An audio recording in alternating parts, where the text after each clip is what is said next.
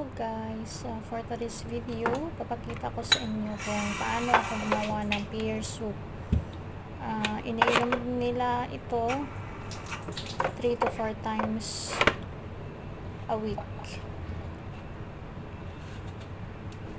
Yan, hiwain mo lang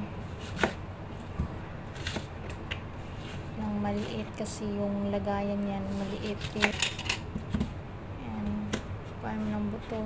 Kuhanin mo yung buto at saka may tatlong ingredients pa yan, yung dried mandarin, yung balat ng mandarin, tsaka yung mani na puti, at saka yung rock sugar. Ayan lang. Thanks for watching.